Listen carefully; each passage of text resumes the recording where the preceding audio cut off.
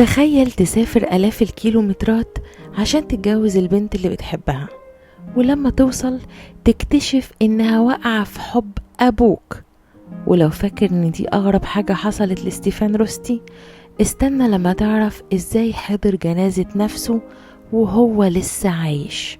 إحنا كنا حافظين إفهاته: ثواني أتحزم واجيلك، انت فاكر إنك تقدر على زكي بشكها؟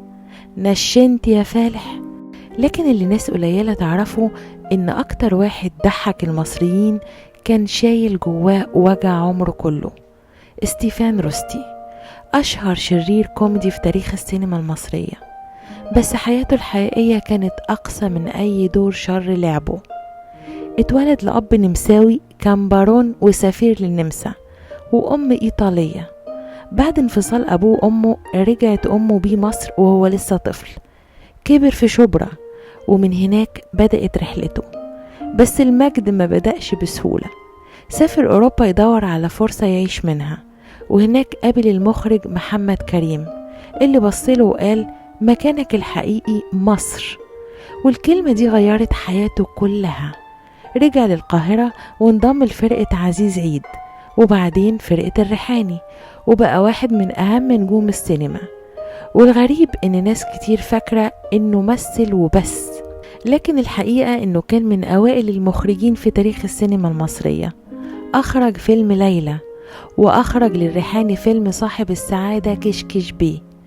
لكن النجاح ما كانش معناه السعادة، لأن الضربة اللي جاية كانت كفيلة تهد أي إنسان. ستيفان وقع في حب رقاصة نمساوية، حبها بجنون، ولما سافر بلدها باع واستلف ولم فلوسه وسافر وراها عشان يتجوزها. لكن أول ما وصل كانت الصدمة. البنت اللي سافر عشانها كانت عايشة قصة حب مع أبوه هو شخصيا. والأصعب من كده إن أبوه طرده بكل برود وقال له: ارجع مصر. في لحظة واحدة خسر حبيبته وأبوه مع بعض، ومن يومها كره فكرة الجواز سنين طويلة. ولما قرب من 60 قرر يبدأ من جديد. اتجوز سيدة إيطالية وخلف منها توأم. لكن القدر ما كانش خلص ضرباته. التوأم ماتوا وهم أطفال، وفضل الوجع ساكن قلبه لحد آخر عمره.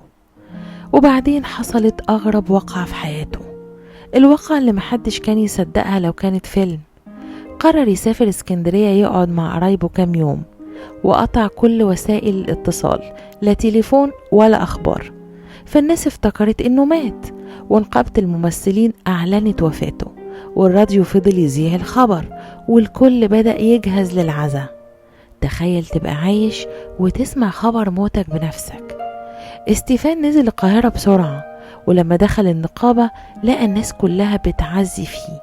وفجأة العزاء تحول لضحك وأحضان، وتاني يوم الصحف كتبت عنوان بقى من أشهر عناوين الصحافة: ستيفان روستي يتلقى العزاء في نفسه. لكن المرة الجاية ما كانتش إشاعة، كان بيتفرج مع أصحابه على فيلمه آخر شقاوة، وفجأة حس بألم شديد في قلبه. اتنقل بسرعة للمستشفى، والأطباء اكتشفوا انسداد في شرايين القلب. طلبوا ينقلوه مكان قريب يرتاح فيه، وبعد أقل من ساعة رحل عن الدنيا. وزوجته الإيطالية دخلت في صدمة عصبية شديدة من شدة حبها ليه. لكن اللي أكد إن ستيفان روستي كان مصري بالقلب قبل أي حاجة رغم أصوله الأوروبية، إنه اتعرض عليه مبلغ ضخم عشان يمثل في إسرائيل، لكنه رفض فورا، وقال جملته اللي فضلت محفورة في التاريخ: أنا مصري، وعدو بلدي يبقى عدوي. وربما علشان كده فضل ستيفان روستي واحد من الفنانين اللي الناس بتحبهم، مش بس علشان ضحكهم، لكن علشان ورا كل ضحكة كانت فيه حكاية وجع محدش شافها.